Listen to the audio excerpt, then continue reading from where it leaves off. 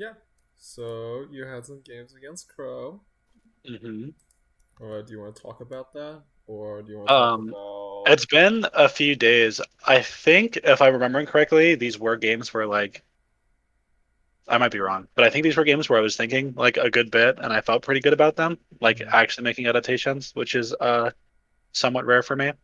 A lot of the habits that I think I'm going to have are going to be like really bad jump habits that are super consistent and called out a lot. Because I had a big discussion with a Dust Julian about them like yesterday, Right. I read but that. uh, I do. Yeah, I don't know. I guess I'm just interested to see it. Okay. Do you have anything in particular you want me to look for, or do you want to Um, just like go through it and just like whatever? Basically, if there are moments where like I'm giving up a good position to go into a position that I'm more comfortable in, that might actually be worse. Because I do Okay. feel like I probably do that a lot. If Mhm. we can point out something like that, that would be good. Okay. Yeah. Do you have any other thoughts like on the matchup or anything else like play I mean, it's just styles Fox or whatever? Dittos. Okay. So Okay. Cool. Uh,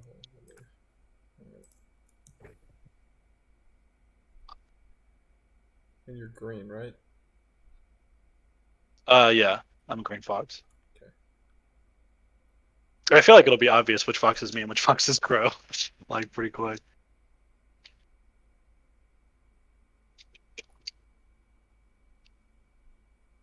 You're not streaming yet, are you?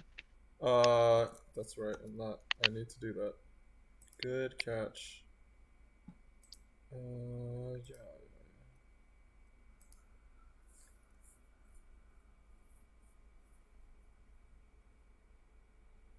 Let me start over then.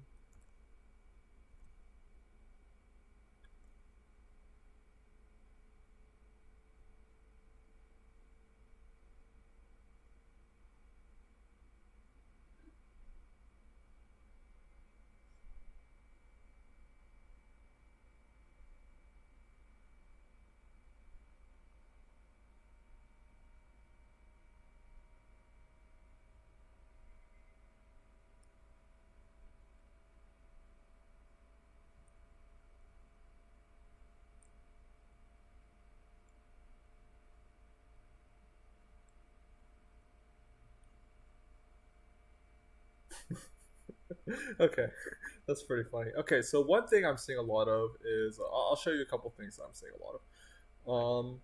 One of these things is you do like back off in weird positions where you can go in a little bit more, and then you like shoot a single laser and then try to go back in.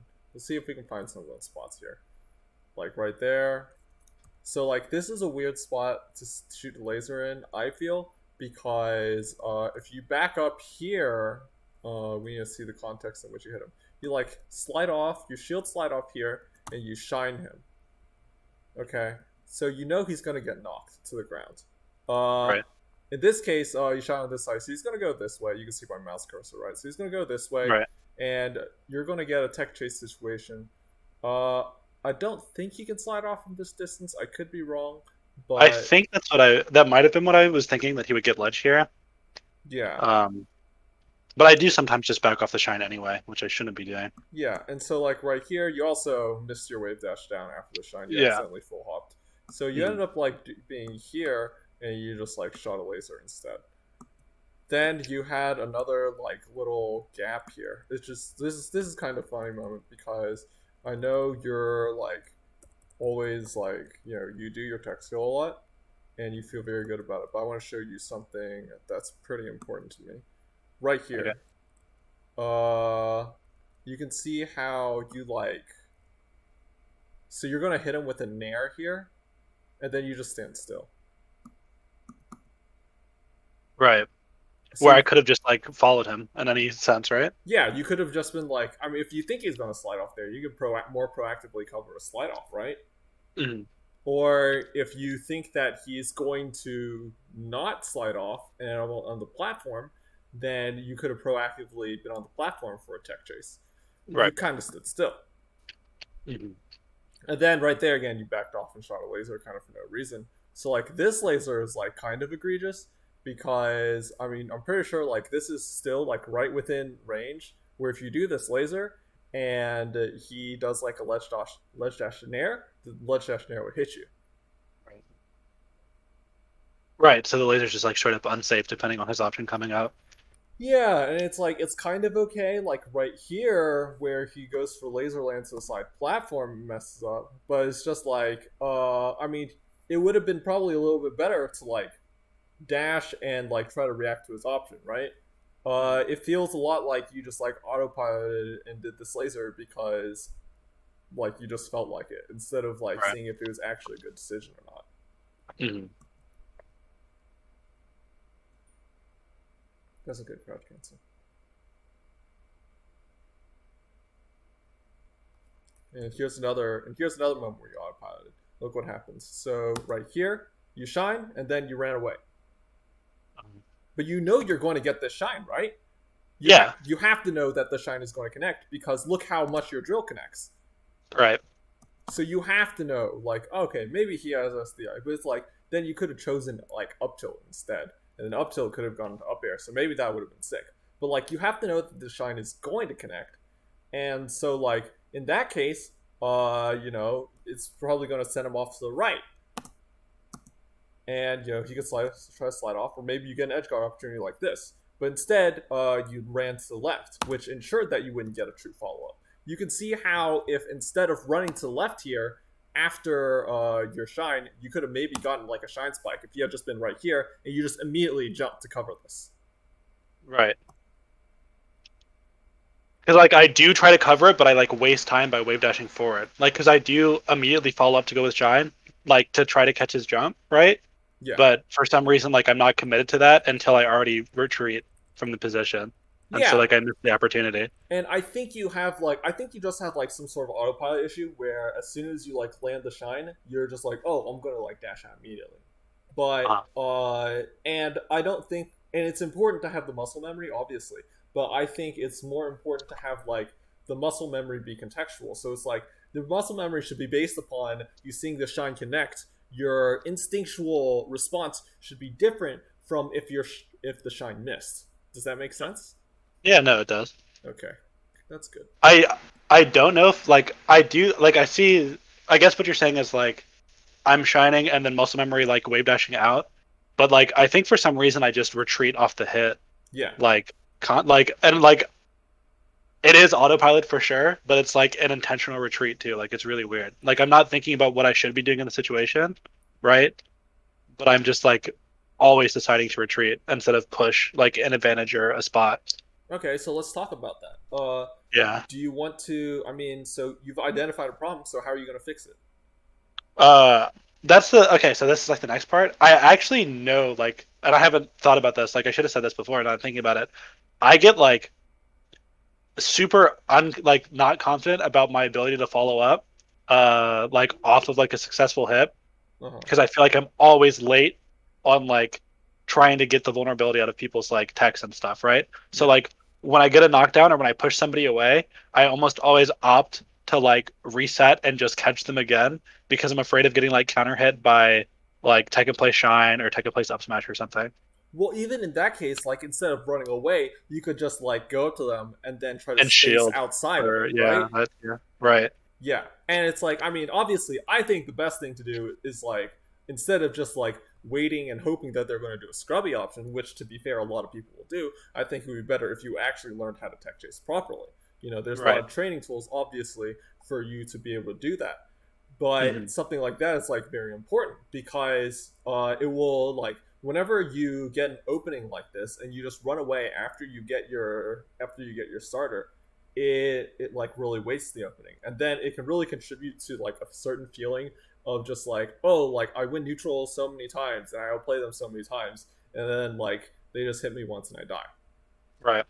Yeah, I definitely think I like try to like I hit them, I run away, I hope that they do a bad option getting up, and then I catch that and punish that instead. But Yeah, like that's just missing opportunities or like giving them a chance to escape, right? So sure. So how are you going to fix it?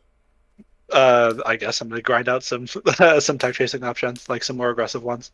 Okay. Or like ones that are spaced outside of like what they can do, right? Ones that cover options without endangering myself. Yeah, so you can like go in Uncle Punch or whatever. You can go in the combo training and then try like whatever like tech chase off of the shine or whatever, or Mhm. whenever you're playing friendlies, you can just like go for punishes and just be okay with like. I mean, sometimes you're just going to be slow. That's how it is. Right.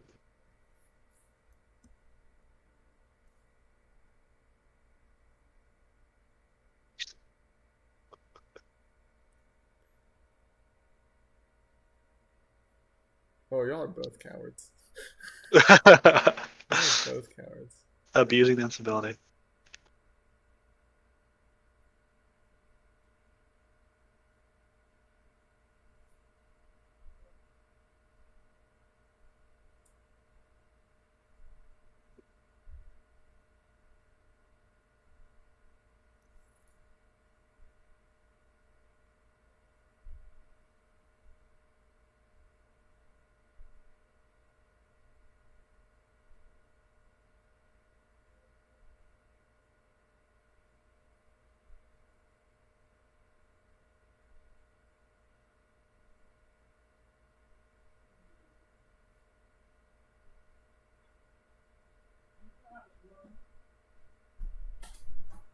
Okay, so I'll show you something else that I saw during this talk. And I don't know if you thought about this before, but you also like just do a shine after you do your aerial almost every time.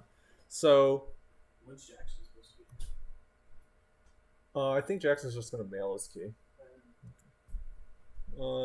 So like right here, this shine is like kind of weird because just like I mean, you caught him with your nair, right? He was dashing back. So like the Right. shine So is he's probably gonna fall just back. not gonna get hit. Right. Just not gonna get a hit. So it's like this shine is like kind of wasteful, and it even makes you miss the rest of the punish opportunity. So you just automatically shine there. Then you do it again right here. This shine is like, oh, you're doing like nair, shine, shield pressure, but in this Right. case, like you drifted back the nair. So So like I know that I'm landing far away, right? yeah, so you know that he's not going to be able to like shield grab or whatever, right? Which is normally what you would shine to catch. Right. So like I think I actually don't like that's probably like literally autopilot or muscle memory from like facing Marth, where like I like to do both, you know. Yeah, But like if it is just wasteful, right, to do it in every matchup, yeah. or like in a moment where I've already spaced somewhere where it's safe. And it's like, whereas if you skip the shine, then that saves you like however many frames. It'll save you at least like uh 5 frames, right? If you just Right. go straight into a jump, or you could just dash back instead of doing the shine, because shine takes 1, and then your jump squat is 4, Right. 3. Your jump squat's 3. Whoops.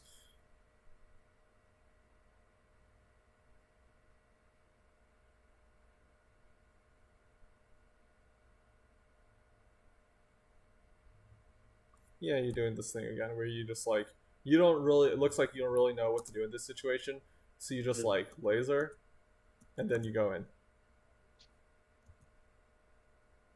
And like he probably could have punished that, but like to be fair, you didn't get punished. But like this is like I think this is like not the greatest pattern.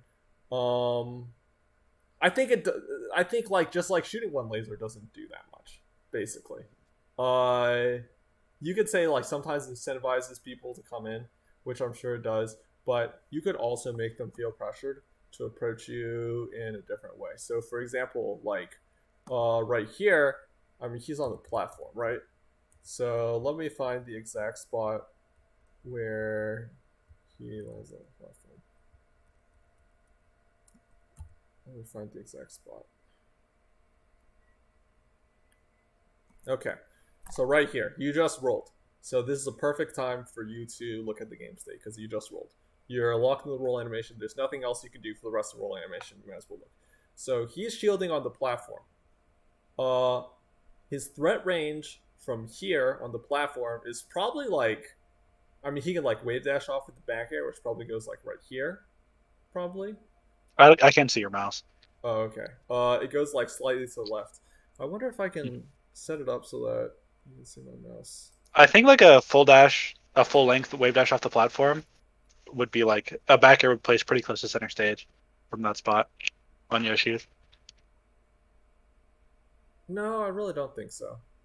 I think it would like go like probably like a little bit only. I mean, I guess that's pretty close to center stage, but it's like a little bit inside of the like top platform. Can you see that?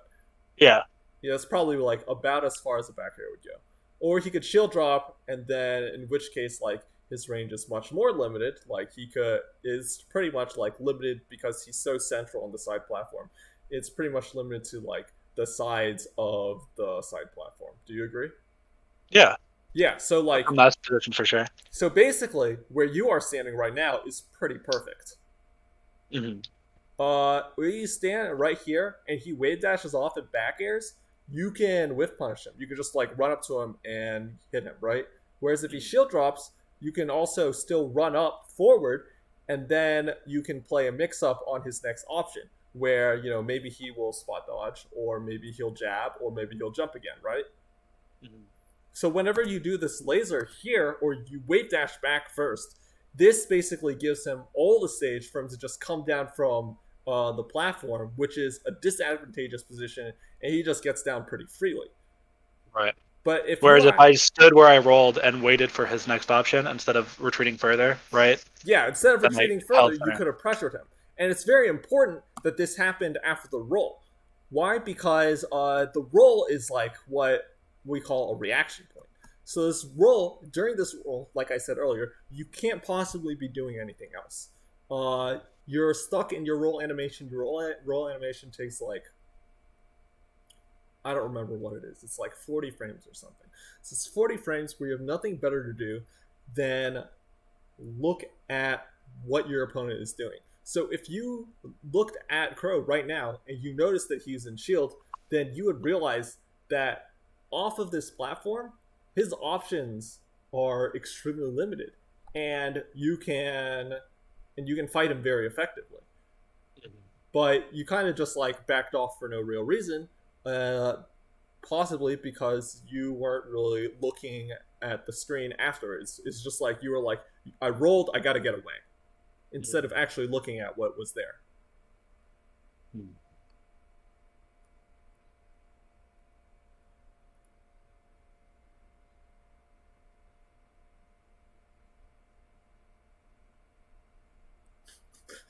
That was funny.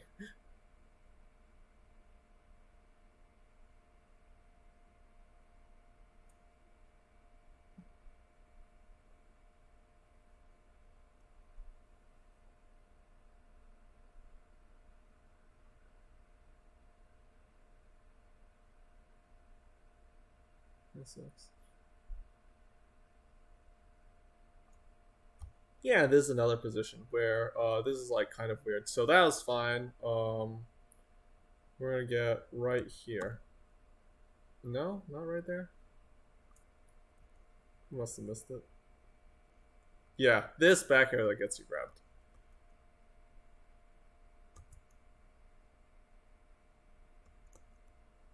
So you see how he's like kind of forever and a day away from you? Yeah, and he even like dash backs the moment I jump, right? Because it's Yeah, it's like if you full hop, this is the same kind of thing where it's just like he reacted to you jumping like this. Even if you short hopped at him here, he could probably, if you did a full short hop forward at him, he could probably get a dash back grab on you. It's like right. if you full hop here, there's no way in the world that you're ever gonna hit him. Like he's Right. so far back. So I mean, okay, so like, have you seen those melee puzzles or whatever, where they just have like two characters in two different positions? And they're like, oh, what should each person do in this situation? Right. So like, say anybody else shows you this. Not that. God damn it. Like right here. And you see that this is happening. What would you suggest that the green fox should do in this position? Boy, I hope I don't make the wrong decision, but I would probably take platform instead of going at him. Yeah, exactly. Like this is another spot Yeah. where you could have looked at it, where you could have looked at it and just been like, oh, like top platform is pretty easy to go to here, and he won't be able to punish me for it.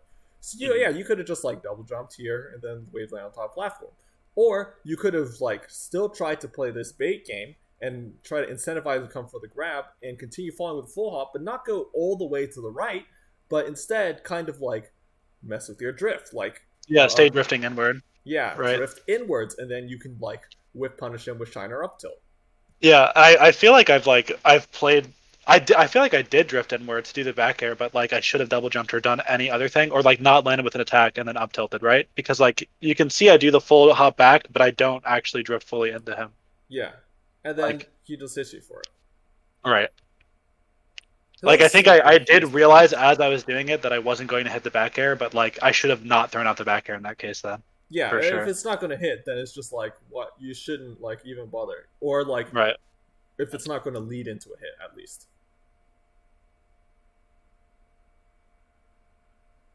Good crouch cancel. Yeah, so there's another spot where like the laser's kind of weird, right? Like instead of this laser, you basically didn't have to do it, right? Like doing this laser gave up the opportunity to do other things. Like sure, you can't possibly get hit for this laser, but like imagine if we hadn't been doing this laser. Right. Like I guess saving the time. I think I don't know. Yeah. Because like I already dodged the grab with the dash back, and I should know that it's going to dodge, so like I don't have to kill the time doing Yeah, the full hop, yeah. right? I can just This is a punish the dash miss grab. back, right? Yeah, you could just this is Yeah. like a dash back, or like at least you could like nair or something. Yeah, it's dash back, short hop, turnaround laser, and that's like a lot of wasted time, right? Just dash back, avoided the grab, and I could just dash back in or do anything else. Yeah, I think the one laser doesn't really do anything.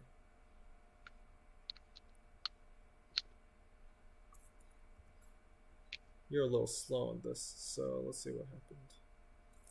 Oh no, he was just like so far away.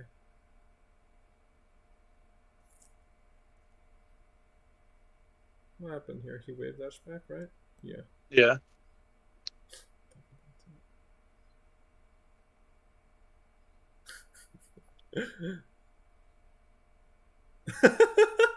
Alright, word.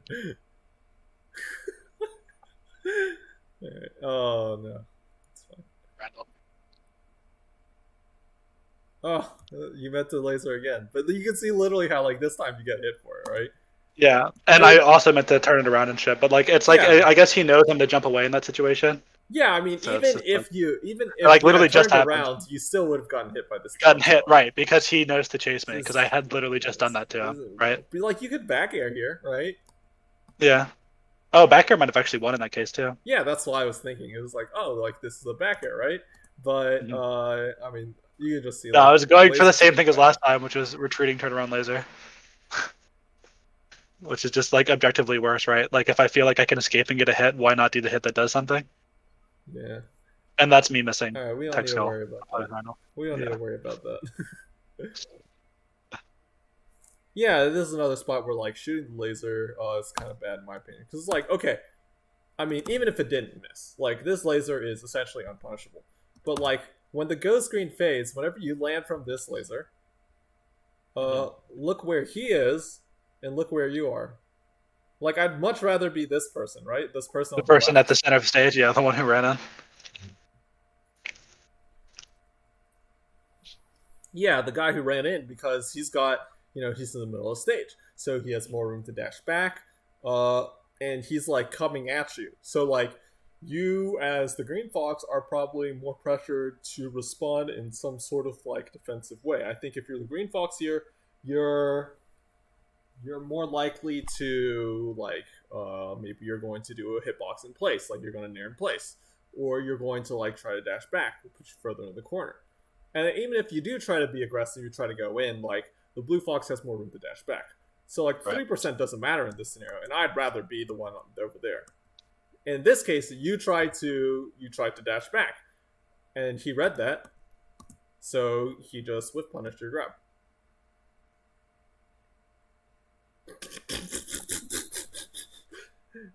Got him.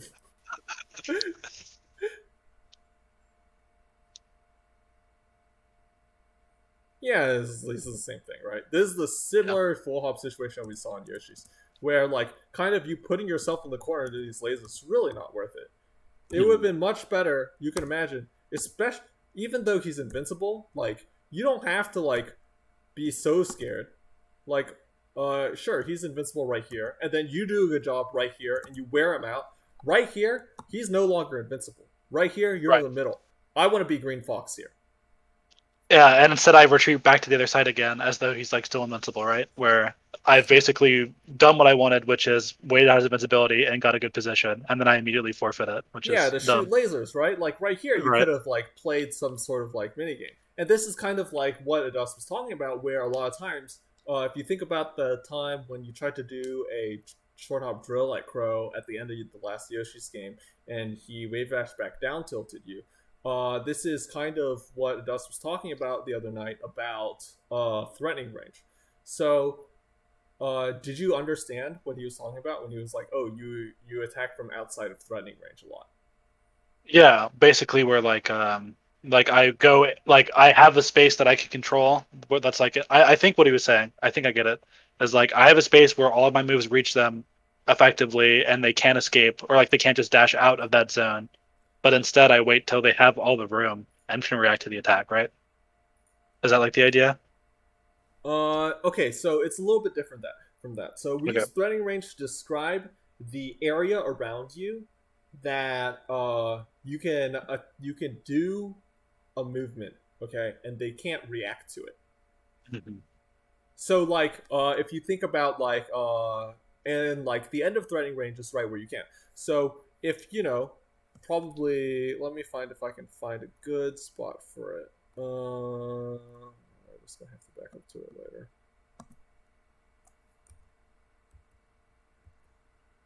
Probably this is a reasonable space to call threatening range in this matchup, right? Like at this range right here, if the green fox does a short hop there at the blue fox can't react in time. They have to like if they want to beat it, they have to read it. Mhm. Of course, I may be a little bit off here because I'm not a fox player, but No, I got you. the idea is there. And with Marth, it'll be something like a wave dash forward down tilt. It's like you're probably not reacting to the wave dash forward down tilt.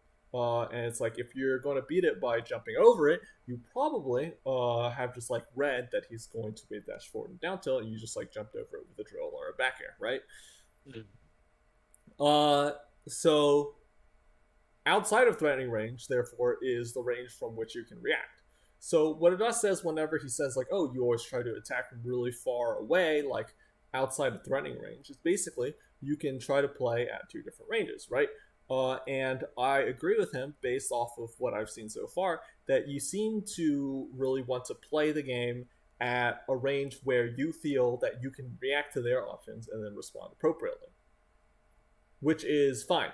But what you don't understand is that whenever you approach, that means a lot of times they can also react to you. So you're Yeah, picking do the same very thing. reactable options at spacings where they can react to it.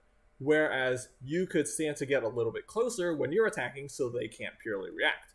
So imagine if you, as the Green Fox in the scenario, instead of being like where you were probably about half the distance. That would probably be threatening range, and then move yourself a little bit closer. Now you're just inside of threatening range, where if you're on the offense, Blue Fox doesn't know exactly when or how you're going to get it. Like, there's no way in the world he's ever going to react to you, like, say, doing a running shine at him from this scenario. Right. He just has to guess. So that's inside of threatening range.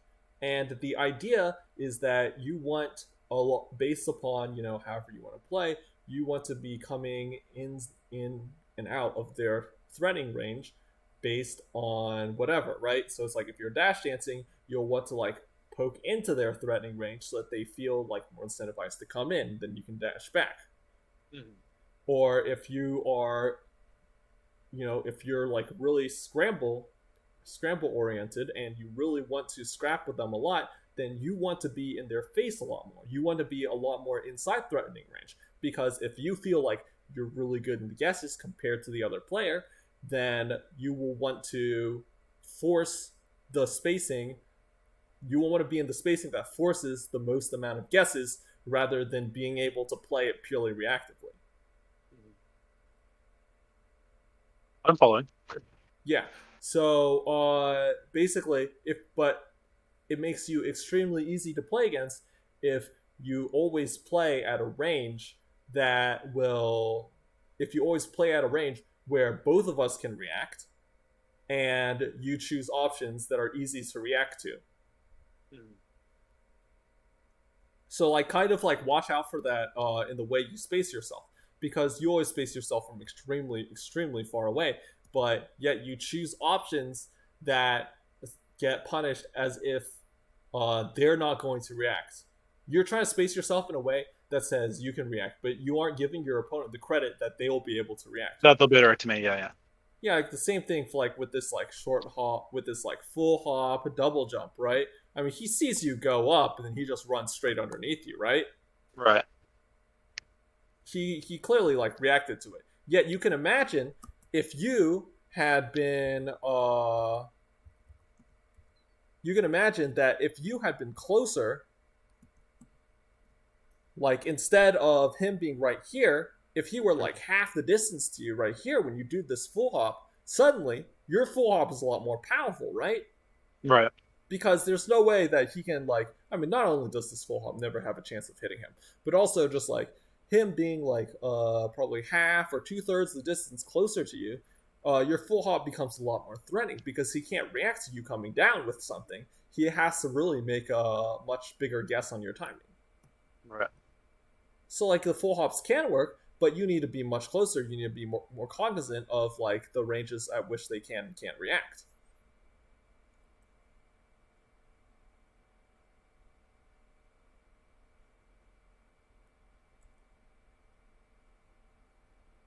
Nice. So like this is like a great example. It's like, so you just like walk right up on him and you grab him. Of course, you may feel emboldened to do this because you're invincible. Invincible, right? Yeah, but like you can see like from right here, if you full hopped or you short hopped at him instead of like doing walk up grab, he can't possibly guess what you're going to do, Right. or he can't possibly know and react to what you're going to do. He just has to make a guess at it. And it's the, you can imagine the same scenario for like, I mean, you probably wouldn't walk up and grab if you weren't invincible like this. But imagine if you weren't invincible and you were right here and you were on the offense. Say he had just like spot dodged or something, so he really wants to get out, or he had just like gotten hit. Then you're at the advantage because you have a wealth of different mix-ups that you can choose from. But it's difficult for him. He's going to be a struggle for him to deal with it defensively. This is something that's important to understand if you want to make offense powerful, because a lot of players feel like, oh, defense is like so strong in this game, and you know it's like, oh, like offensive play sucks. A lot of times those people are trying to play offensively at a spacing that doesn't allow for it. Whereas Right. It's like a Like lot of me. yeah, well, a lot of aggressive players have a lot of success, right? Like Mango is the easiest example. He plays very aggressively. But it's like he's always putting his opponent into like these crazy mix-up situations because he understands the ranges at which they are and aren't going to be react to things. And since you're Fox, you're faster than almost every other character in the game, so it's not too difficult to get inside of those ranges where they can react or not. And if you're thinking about like, oh, like I should try to react to everything instead of like guessing, I would discourage you from thinking that. Because I mean, even if there were like a quote unquote like an objectively correct way to play where you just like react to every single thing, when it comes down to it, I find myself telling people this a lot recently, just like all of Melee, and especially top level Melee, is just like two players getting close enough to each other and guessing really fast.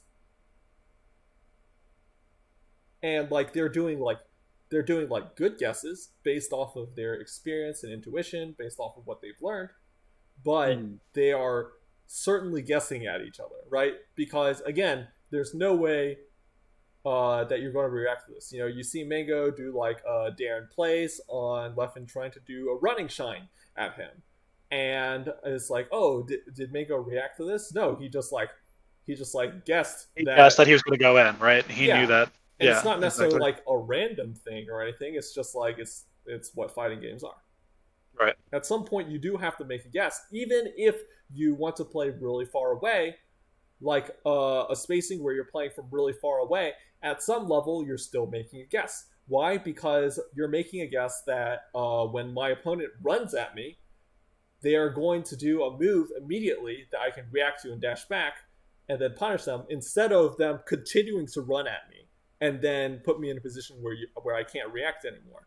At some point, you are just like choosing to believe something to make a guess. So once you understand that, then I think putting that kind of stuff together makes a lot more sense.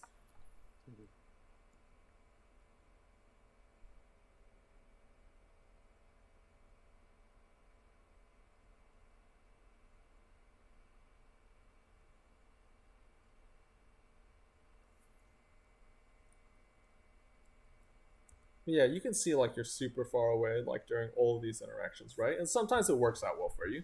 Like this stock worked out pretty well for you in general. But you can see like here it's like, oh, this is actually really good example of this. So right here you full hop and he's way too close to dash back you this time because he also finished wave dashing. So then you're right here.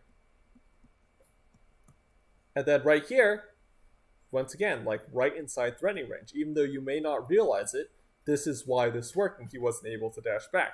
Because he just like didn't anticipate. Too close to react, right? Yeah. I'm too close to react and he didn't guess that I was going to attack there. Yeah. Or maybe he thought you were attack, but he thought you were going to do something different. Right.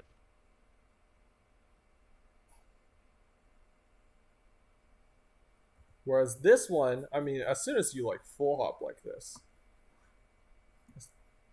the full hop, like because Fox's drift is so poor, it really like locks down your options a lot.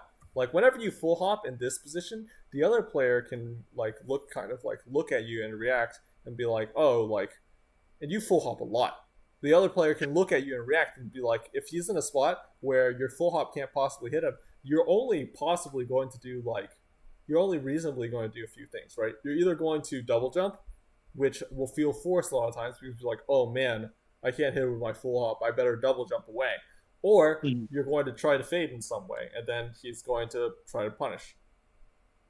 I think I actually feel like how I ended up developing this habit too is like the champions, the characters that get abused by full hops that have like a hard time dealing with it, the low tiers, get shit on so hard by it that like my brain is just like, this will work because it works against bad players and bad characters and works really well. So I mean, I should use it here. Well, Fox's full like hop is amazing. It's really, really good. But like, yeah, you just also have to be like reasonable about the way you use it. Is like, right, using it in the situations where it is powerful, and not the situations where I'm just giving them time or something to react to. Yeah, you do kind of just like pick stuff based off of how you feel instead of like actually evaluating what is a good choice at that point in time. Mm-hmm.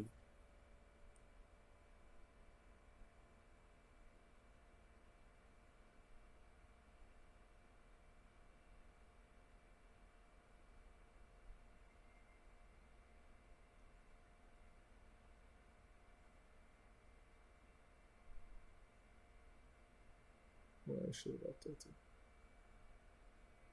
Whoops. I don't know what all this is. So like with this dash attack, or this neutral air, there's some idea here, right? But you're so far away that it's just like, I mean, how hard is it to avoid, really? I mean, this is also the classic nair that will get you like dashing and scrap by every Marth, right? Right. I think it's like, because clearly like I'm running at him and I'm committed to running at him and I don't look to see that he starts to dash away, right? Yeah. And I still commit to it. Yeah, and it's also like, yeah, it's like definitely like at the exact time I decide to jump before his dash back, it is arguably at no K spacing, but I still have the time to recognize, right, that it's not going to work. Well, think about this nair. Like this, where I see him before he turns around, basically. It's like he's approaching me, I'm approaching him. Right here. Like basically. This nair should be hard to react, but I'm not like actually looking at him to notice, right, when I had time to change the idea. Right, and you're not the other thing is like you're not considering like where he could be. Like this nair is aimed specifically to hit Fox, who is right here. Hit the blue Fox, who is right here. But by the time your nair gets there, he's not going to be there anymore. No, exactly. Yeah. So you need to be kind of trying to play the next situation here, where it's like you thought you were playing this situation where you're attacking him where he is right now, but really you need to be trying to make him run into your move. So you should like be doing. I mean, I would probably do really want an overshoot here. So it's like you would dash further forward before doing your nair, and then it would have beaten him. Because like if you had dashed further forward, then like this nair probably catches him as he's like trying to dash back in with the grab, and it just hits him. Mm-hmm. So you really need to be like trying to overshoot or undershoot your moves, not trying to hit them where they're going to be, not where they are currently.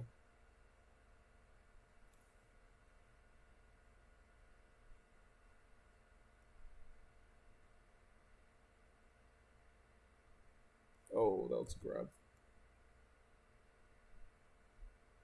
You see that? That's a grab. Yeah. Instead of just running all the way through.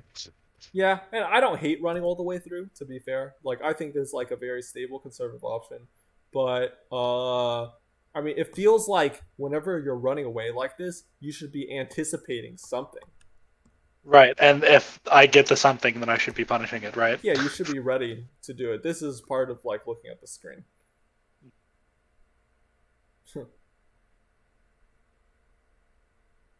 Yeah, this laser's pretty weak, right? What if this had been an air?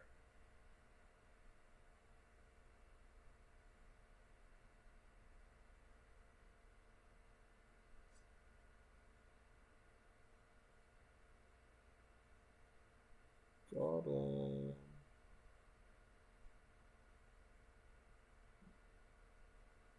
Ooh, yeah. How did you end up in the air here? Let's see. Okay. I'm just trying to get around his invincibility. So you full hopped away, and you double jumped back into him instead of just like landing. Okay.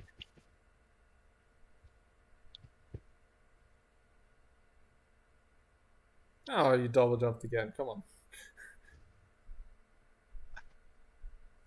And yeah, like this right here, I guess you just missed your wave dash again, right? Because no. Yeah, I didn't mean to. I did. Well, no, like I intend to wave dash out of the shine, right, in this situation. But I get the full hop, and it's like, well, maybe I can tech chase with the up air still, but it's just way too slow. Like after I am at full hopping, right? Yeah, I mean, I would suggest after this full hop, you do a fast fall and just try to get back to the ground. Mm-hmm. So you do a fast And then fall just here, relay. you can just like chase him. And it's like, even if you don't get a true punish, like maybe you can at least play a mix up on his wake up. Right. I think this exact scenario, like this specific scenario, is like me trying to recover from a mistake and picking something that was just too slow. Like thinking that like, okay, I didn't mean to full hop here, but I'll just land and get the up air. Right. So I double jump to get more distance and then try to do it, but it's just not. Right. It's just too slow. Yeah, and also like Fox's like his aerial drift sucks, right? You're Yeah. definitely going to be faster running. Oh Lord! All right, so you can see like all the stuff that's wrong with this, right? Where it's just like Yeah. Oh, for sure. where okay, so you do this and this back here connects. So right away we should be trying to confirm. We should be trying to confirm instead of like doing the shine and then you full hopped again. I guess like that's another execution error. Mm-hmm. So like that also brings up something else that you'll probably really want to work on. I'm seeing you full hop out of your shine a lot, right? Yeah. Some are intentional, and then yeah, there's definitely some execution issues too with that. So you really want to like grind out your wave dashes out of shine here, because I mean obviously it's not something that is good to miss.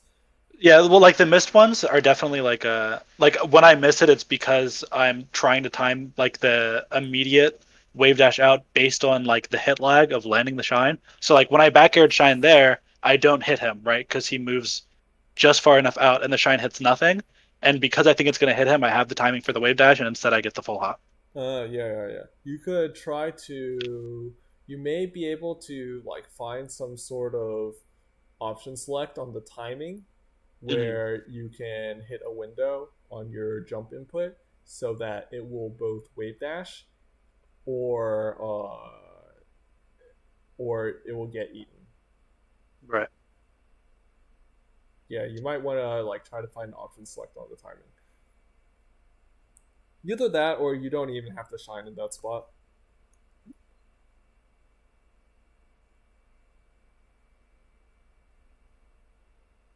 Hey, you can see how this full hop again almost gets you in trouble. Like he's running you down, right? And like if this running shine had hit you, then maybe it's big money, but you just barely avoided it.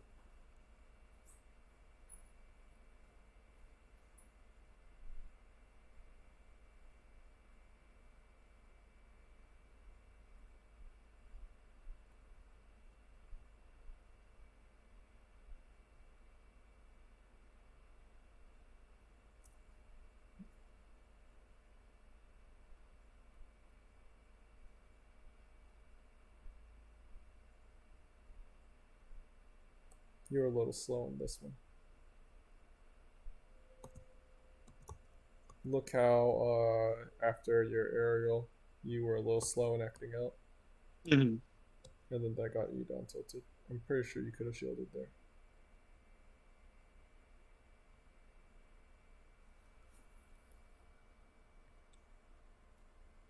There's a lot of times where like my like slowness will be like I try to get the frame perfect like movement out, and then because I'm too early, I don't move immediately. Like when I flick the stick, and then I'm hesitating, right? Uh-huh. Because like I just try to do the input, and then nothing happened, and then it takes me a second to catch up and realize. Yeah, I mean, if you're going to err on one side, it's better to be a little bit too late than it is to be too early in general. Just because no input buffer, right? You miss it, you're stuck. Yeah, yeah, it's certainly better to be a little bit better to be a little late. So here's another autopilot shine. I'm not sure.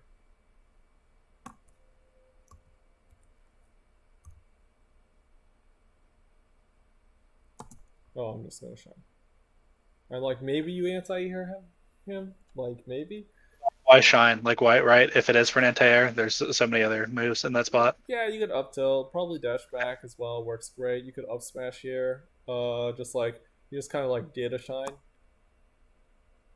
This is a good dash back. This is a perfect example of a dash back. Now you dash back too far, but like this is a good example. It's like, oh, you did something on the shine. Shine would have gotten destroyed. But like you, so this is like a spot where you need to have this. So this is like a common spot. I'd say this is something like you need to have mapped out. So like this needs to be a more like single sequence. So right here, okay, so right here, I have done my back air, and he's going to try to punish me. What's he going to try? What's the Fox player most likely to punish you with? He's either going to do a short hop near or dare, he's going to run up and grab, or he's going to dash jump cancel up smash. I think those are the most likely options. So based off of that, from here after landing this back air, I want to well, my instinct is immediately dash back and then get a grab. Right. Especially as a Marth. But also, Yeah, like, yeah, I dash back for it. But I'm not playing the scenario actively enough to, like, okay, what do I do after I dash back, right? I just dash back and then get nothing. yeah, you dash back and then you were like, oh shit, he missed. Let me go grab him. But you dash back way too far, and then the scenario is over. Right. This needs to Because, be like, like a dash back grab, not right, dash the back thought and then process, grab. yeah, the thought process has to be dash back for the punish, not, okay, dash back to avoid the hit, and then once I do, what next, right? Yeah, It needs to be primed. it needs to be Yeah. something that you've mapped out beforehand. Because whenever you try to do like, when you try to do it like completely naively on reaction, then stuff like this happens where okay, now I'm way too far and I have to play a mix up instead of Mhm. getting the true punish.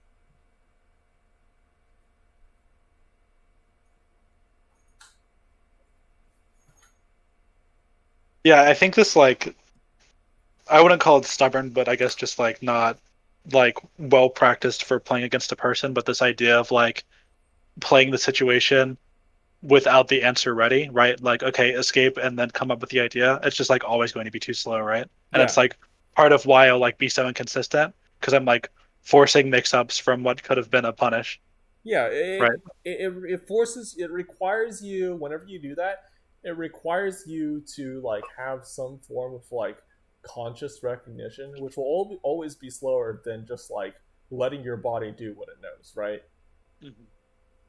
If you knew that situation just inside and out, then you wouldn't even have to like consciously be like, oh, I'm going to dash back and then grab them. You would just know like after this back air, I dash back and then I grab, or like at the very least, I do a dash back. I do like a small dash back to make a punish attempt with, and then if they like actually do go for that, then I can come back in and go for the whiff punish with grab. That's probably what a Right. good player would do instead of what I was saying. They would probably just make their immediate thing like the smallest dash back possible that avoids like grab or nair, and Mhm. then they would react to that by coming back in with up smash or grab. I think that's I what a think good player would do. I like recognize more, especially talking through it, like what you said about like my practice being bad, right? Because my practice isn't like the muscle memory that I'm building is like muscle memory for like individual actions and not like muscle memory for like scenarios, right? Yeah, For like when this happens, I need to do this and then this. It's just like, okay, I know how to move to this spot, right? So everything just becomes like, I guess, requires me to be too conscious, like yeah. in a way that's just not beneficial towards me. Yeah. Yeah. It needs to be like you need to have more of a game plan in the sense of like an overarching idea of like how you're going to play out each scenario. Each situation needs to be mapped out. You need to know what to do after it. Because let's take a really common example. Marth does a fair in place, and then afterwards, I mean, the fair is pretty much unpunishable, right? If he does the fair in place and he like does it low, he L cancels, right? This fair is pretty much unpunishable unless he whiffs it right in front of your face. Do you agree with that? Yeah, I probably. I mean, usually I would probably just try to like maybe I can run in and crowd cancel the fair, but that's like obviously not a good idea. It I do can. get like challenged No, right by I not think actually having I a game think it plan. could be a good idea, but I mean, apart from that, just like say he's like whiffed the fair, right? He's like missed the fair, but it's like basically, it's like characters like Marth and Jigglypuff tend to have like very unpunishable aerials whenever they're doing them in place or retreating. But the part you're supposed to punish is what they do after that move. So Right. like Marths will do like a fair and then they'll down tilt, or they'll fair and then they'll dash back. And it's your job to make a guess based off of your training and whatever reads you may have on them, uh, which one they're going to do. So if you think that they're going to fair and then down tilt, then you might come in with a drill. And if you think they're going to fair and then dash back, you might run super far and then you would try to catch them with an overshoot down tilt.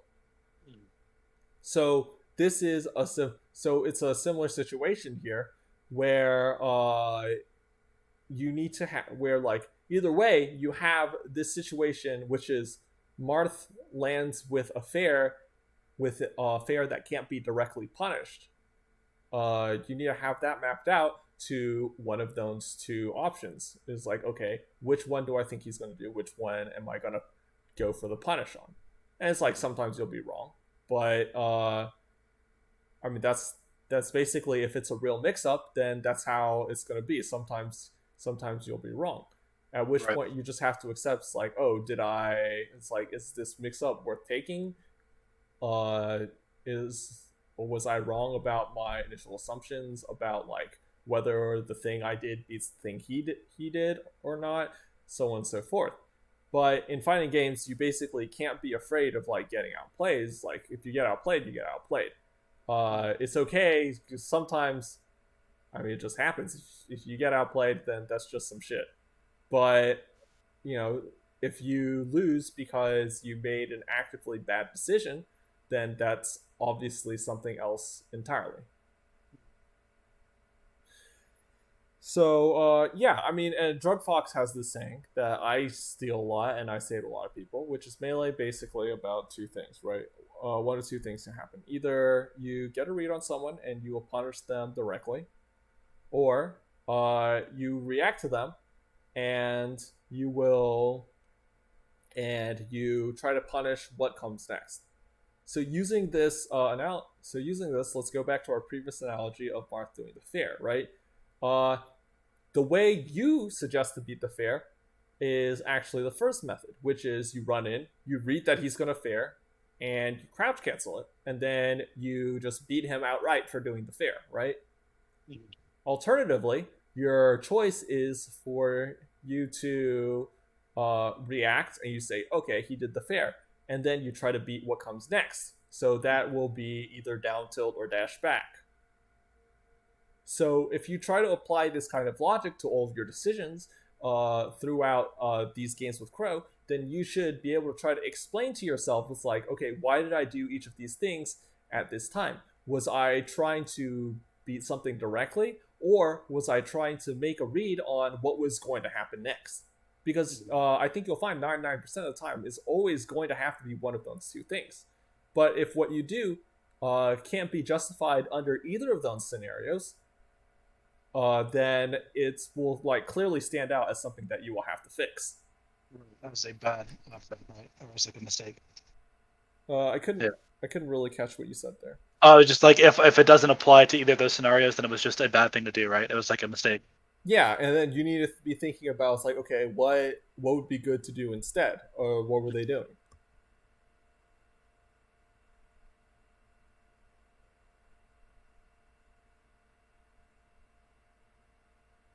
You did it like 3 times here. You just like jump back into the laser. Oh, jump back and laser. Oh, jump back and go.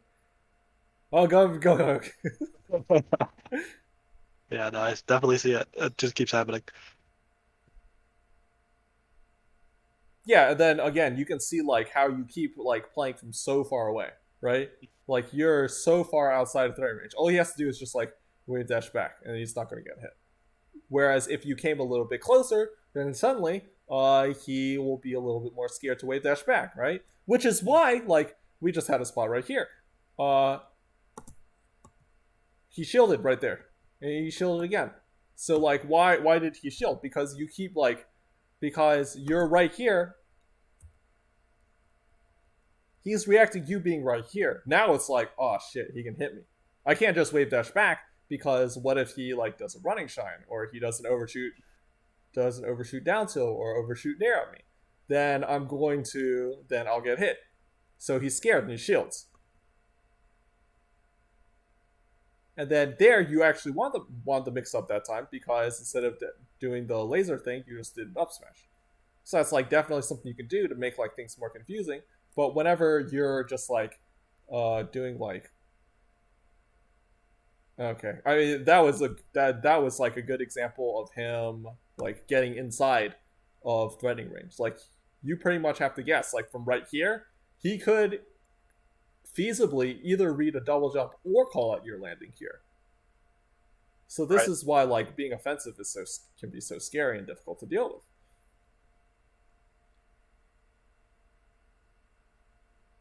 But yeah, so like this is a good example though. If you're like always attacking from like right here where you did, right here, then it's just like, I mean, come on, all he has to do is just like shield on reaction or wave dash back, and it'll be easy to beat, instead of like him having to pick a mix up that he could possibly lose.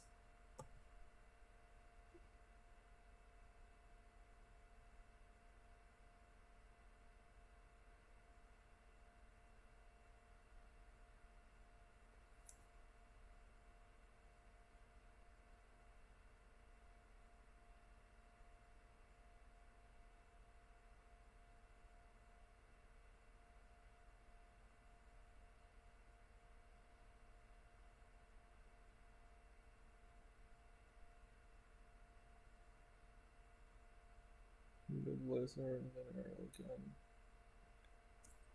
This is another pointless shine. Just gonna point these out so you see it. I mean, it's like maybe you anti-approach him, but like probably just like if you look at this situation right here, probably just dashing back or up tilting is better, right? Right.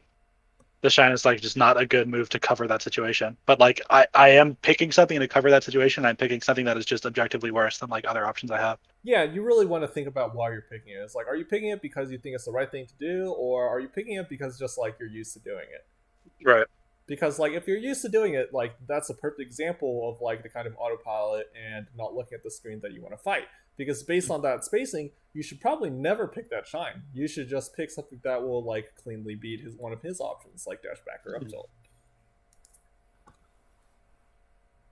Like I think I like recognize the position, but then like rather than analyze the situation, it's just like I'm gonna press my button here, and I'm not gonna press the correct button or think about which button is the correct button. Well, it's not even about thinking, right? It could totally be part of like the game planning stuff we were talking about earlier. Right, like where- not having a game plan. Yeah. yeah, the for situation. You're like if you're like trying to play each spot organically, but you also try to play like as quickly as possible while reacting to everything, then of course you're going to end up defaulting to like whatever is the quickest, laziest option that you have that you've been doing in practice, which is like, I mean, it's shine for 99% of foxes, right? Because it's Right. always aerial shine. So of course you're going to aerial shine there if you're like having to think, but also like, oh, I'm just going to do the fastest thing I know how to do, Mhm. where rather than having that situation mapped out. Right.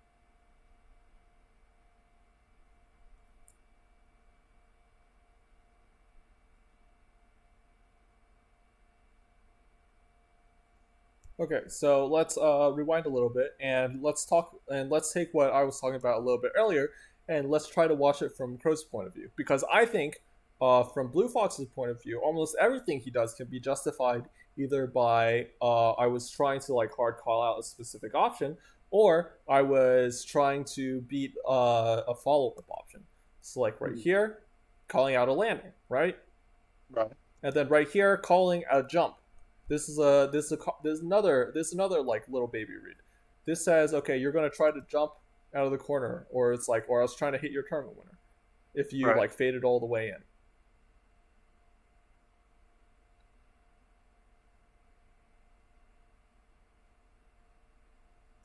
This forward smash, maybe this is just a whiff tech chase. I'm not sure, but I mean, reasonably, it could be like you tech in place, and then Right. you like try to dash in. This up smash also like looks really scrubby, but it's not. But it's not necessarily scrubby, right? Because you could have just like totally tried to fall on him here. Right. And like if I'm not falling on him and I am retreating, then I don't punish him for the up smash anyway, right? So Yeah, he's it's like probably okay.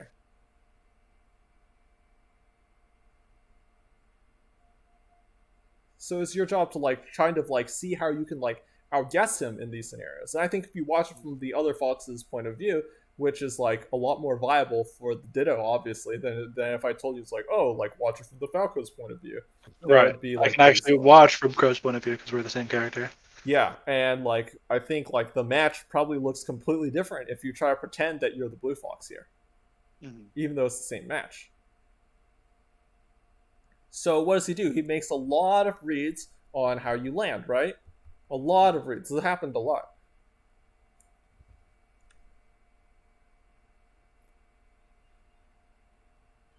And we tried to your landing, and then right there he drilled your landing. He smashed your landing. That's a platform. Whereas like you were certainly got your spots where you outplayed him, but those were all in the spots where I mean you make him guess wrong, right? Right. But yeah, it's like this is like an example. It's like this snare he did to beat your shine. This doesn't really beat. I mean, this doesn't like directly punish your back air, and he has to know that. But it does beat some things that you do next, right? It beats like if you did a short dash back, right? If you did a short dash back, you can see how the snare would have continued a little bit further. Well, it would have gone all the way through. Yeah, right. it clipped you at the end. It beats you doing the shine. So it's like positioned to beat those options. Then after that, I think he recognized that you could slide off. So he actually was like in position to turn around and try to catch your slide off here. That's what he tried to do. But you had a trickier drift, and then you didn't let it happen to you. So that's credit to you. Right.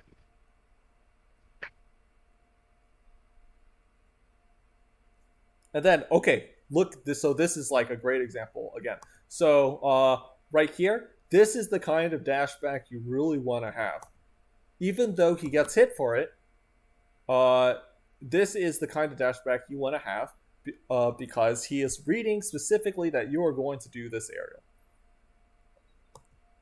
Now, instead, you did laser and you did down tilt. So you outplayed him here. You actually ended up overshooting his down tilt and catching him as he was turning around. But you can see how if you had nared right here instead, then he would have been right outside of your nair, and then he would have gotten a grab on you. Right. And to my credit, that might be the first down tilt I did the whole match. So like I knew he was going to dash back there, but like there's the only thing that covers it, right, is that down tilt. So he still made like the best decision, especially based on how I had been playing that scenario, right? Right. And like, and I don't do that, right? Basically he's game planned out the situation where you're going to aerial at him with the smallest possible dashback. You always want the smallest possible dashback because it's going to give you the most time to punish. If we put that in contrast, again, with your really big dashback, if I can find it.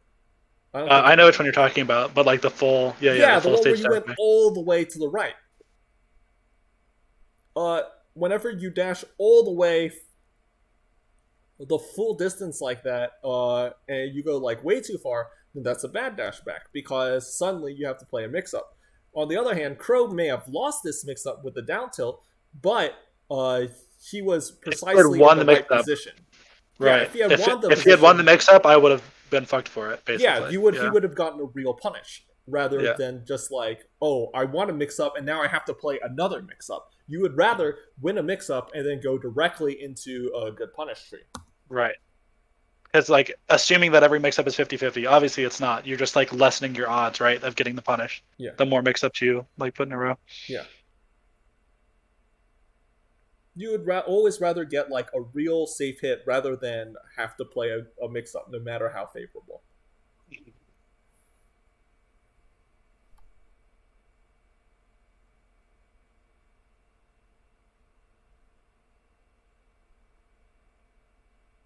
Alright, got him. Kicked in the face. Sometimes you get red. It'd be like that. Yeah, it'd be like that.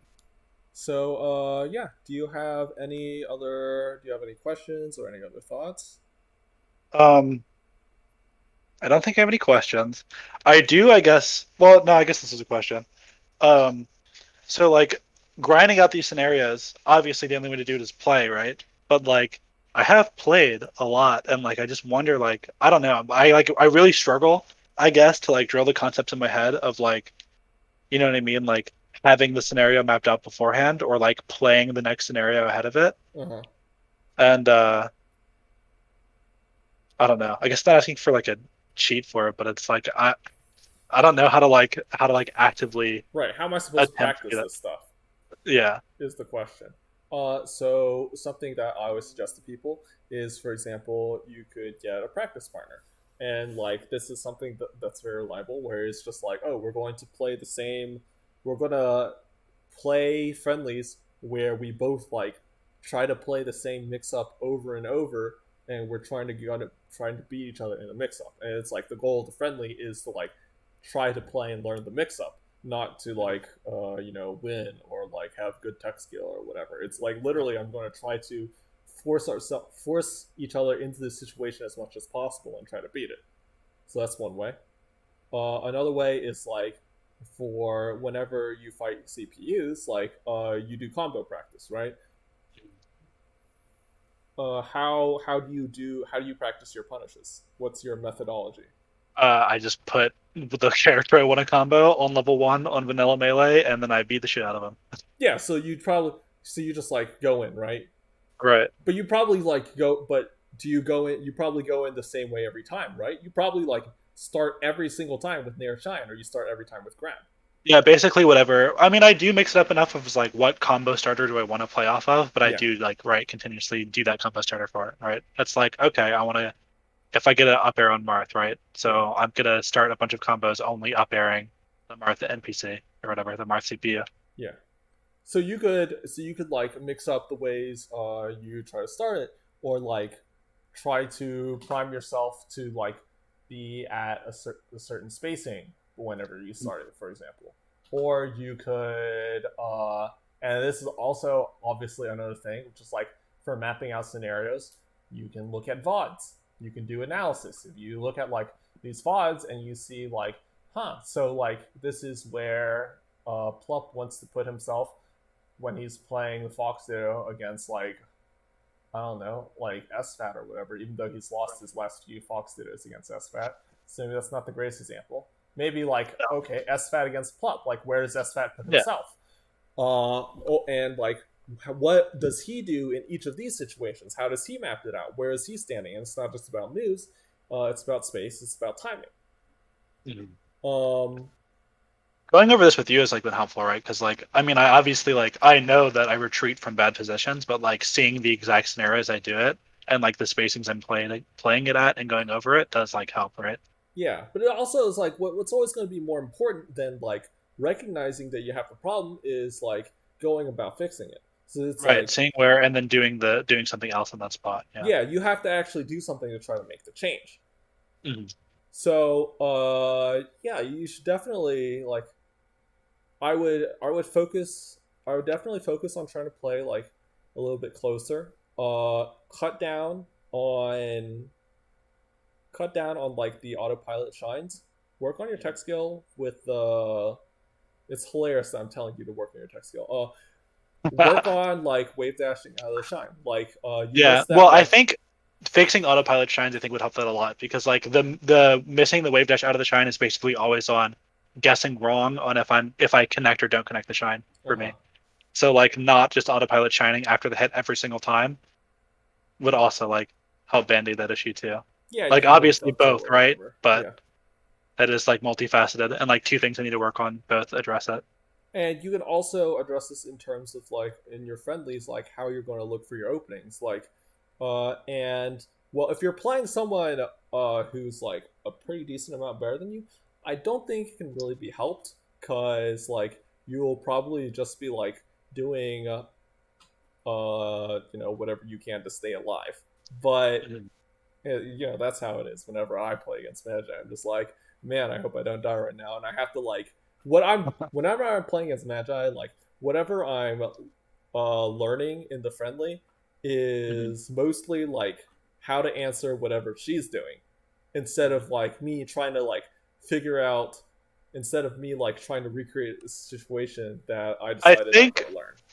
I might be wrong, but I think like for my issue, wouldn't that be better though? Like, shouldn't I be playing people better than me so I can try to map out the situation based on how they're playing? Because that is like the biggest flaw, right? Because like when I play against someone way worse than me, I can't stop myself from going on autopilot because it just works, right? Like I can just full hop over them and hit them for free and then go off on them. But and you like totally can. Not doing that is hard, right? But you totally could. You're just lazy, right? Yeah, I guess so. True. Like that's really all there is to it. It's like, this is what I was saying a dust before. It's like, if they're not going to keep you in check, then it's going to fall on you to keep yourself in check, and that's much harder. But that doesn't mean that it can't be done. Like, if you wanted to, you literally could stop yourself. Yeah, that's true. It's hard though. You get like the negative reinforcement of like, oh man, now I'm going to play a harder game where I could just have fun and it would work because this person is much worse than me, right? Then don't. But like, yeah, it's not beneficial to me, right? Yeah, then don't do that, right? I mean, it's also fun to like. So this is something I tell people a lot. It's something I got from Day 9 in StarCraft, and I love this saying. Whenever you play people better than you, you learn what you can't do. This makes sense. Like, if you play against Justin, he probably just like shuts down and shits on a lot of your options. There's like, this works on worse people, but he's like completely dumpstering me for it because he's like very good at blocking those things and hiding his weaknesses. But against people worse than you, you learn what you can do. So to go back to one of your earlier questions is like, if I want to get better, shouldn't I just always be playing against people better than me? I don't think that's true. I think that if you want to get better, you need to have a healthy mix of both. Because if you never play against people, basically, if you play against people better than you your entire life, the only thing you will ever learn is like how to get hit.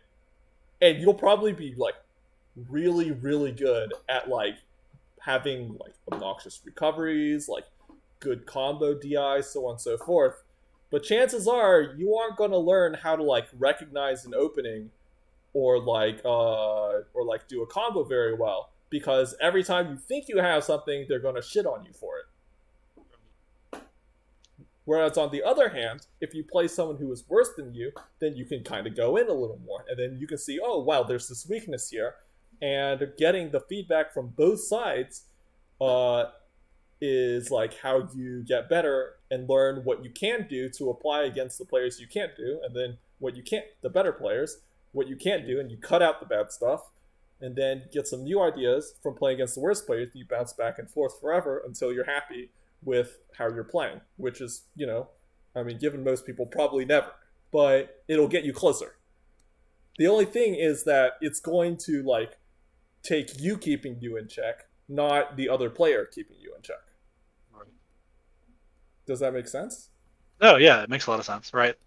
Just to keep the responsibility on myself to like look for the like playing consciously and not autopiloting basically, or like looking for the scenarios and actually mapping out what I want to do. Yeah, like And okay. like, so and I can't just do that against someone who's good because yeah. So like, okay, think about Crow. Like, if you think Crow is like good at dashing back and with punishing like a lazy short hop nair at him, you have to ask yourself, well, how did he get so good at this? Computers don't do this at you. Well, he got good at this by playing people who only lazily short hop nair at him. Right. It makes sense that this would make you better at something. So, what I would suggest for you is like, it's like, find someone who has this terrible, obnoxious habit of every time you full hop, they try to like come in at you at the same way in the exact same way, and then you can find a way to manipulate your full hop, whether it be by drift or double jumping away or like however you want to do it, so that you learn what you can do in response to that kind of action. So I would say to you, like, perhaps you should spend a little more time playing worse players than you, but being more conscious about what you're doing, about your goals, other than just like stunning on them. Like, have a specific interaction you want to force and ideas of how these things are going to work. Try that in friendlies, and then that will probably help you a lot. I mean, that makes a lot of sense. But is also not at all the approach I would have taken. So it's nice to get that perspective, right? Yeah, I mean, like I said, I think it's super important to play people with skill levels. Mm-hmm. And this is like kind of what I think people say. You hear this a lot. They say it's like, oh, like you can learn something from playing anybody. It's like if you can't JV5 them consistently, then you still have something to learn. That's right and that's wrong. I think you can learn something from playing somebody, but I think the point about the JV5, like, oh, they hit you, so you did something wrong. I think that is like a totally like stupid idea. Like, that's not a real point. Like, sometimes you get hit because they just did something stupid, and something like, random, right?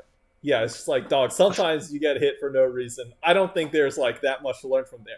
But there is still something to learn from this terrible player who always holds in, because you learn how to really, really fuck someone up for always holding in. And no one can deny that that's incredibly important. And like, even if it's like, oh, I already know how to do punishes 0 to deaths on people who always hold in. Well, do you know how to do like the weirdest like reverse hitboxes? Do you know, or whatever else? Or like, do you know how to like trick them into holding the other ways? Because sure, like your basic 0 to death may work perfectly on the guy who the scrubby level 1 human who always holds in, and it doesn't work well on the guy who knows the combo DI at all. But once you learn like some weirder stuff about like how you can get tricky with your 0 to death, they'll probably start working a little bit more often against the guy who knows how to combo DI, right? Or at least you get better at doing it. You can do it faster. You can recognize it faster. And then the guy who has combo DI won't be able to react in time. You'll still be able to cover him. You'll learn essentially what all the next steps are. So, yeah, you absolutely can learn something from playing people of all skill levels. Yeah. I wasn't trying to disagree. I just I guess I misunderstood the... Yeah. Like, I guess what the I think it's something that doesn't get expressed a lot. But, it's like, I really want to talk about it because I think it's very important. Right. Anyway, yeah. So it has been a little bit more than an hour. Really? Wow, that went fast. Yeah. That was a So quick yeah, hour. it was pretty good. Hopefully you can work on those things that we talked about. If you have any other questions, don't be afraid to like DM me or you can ask for another analysis. Either of those things works for me. Okay. Yeah, Thank you, Ari. no problem. Peace.